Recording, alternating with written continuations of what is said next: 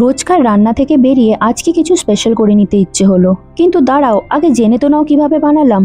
তোমাদের সকলকে আমার কিচেনে স্বাগত।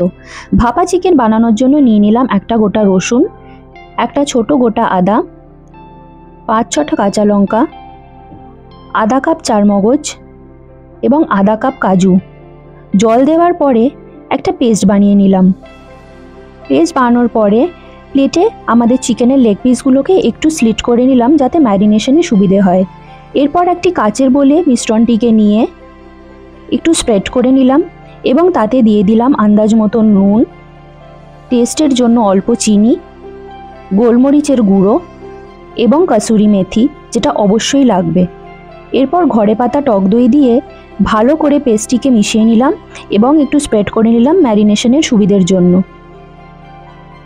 এরপরে দুটো ছোট বাটার মেল্ট করে নিয়ে এতে দিয়ে দিলাম। আপনারা সাদা তেলও ইউজ করতে পারেন, কিন্তু বাটারের টেস্টটা তেলে নাও আসতে পারে। তারপর চিকেনগুলোকে ভালো করে ম্যারিনেট করে নিলাম। আপনাদেরকে বলে রাখি, আপনারা চিকেনের লেগ পিসের জায়গায় চিকেনের থাইয়ের পিসও ইউজ করতে পারেন, যেরকম আপনারা খেতে ভালোবাসেন। চিকেনগুলোকে পেস্টে মাখিয়ে নেবার পরে এবার আমি এয়ারটাইট র্যাপ দিয়ে বোলটিকে ভালো করে মুড়ে নিলাম এবং 4 থেকে 5 ঘন্টা রেফ্রিজারেশনের জন্য তৈরি করলাম।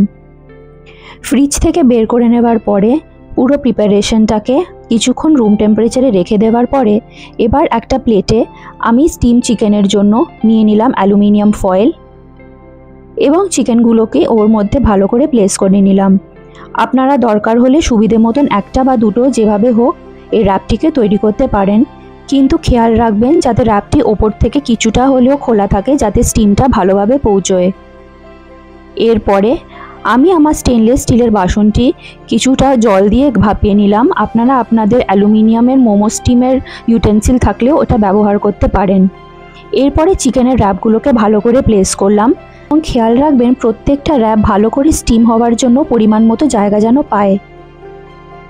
এবার লিডটা দিয়ে দেওয়ার পরে প্রথম 10 মিনিট হাই ফ্লেম এবং তারপরের 20 থেকে 25 মিনিট লো ফ্লেমে রাখার পর আমার স্টিম চিকেন কিন্তু তৈরি।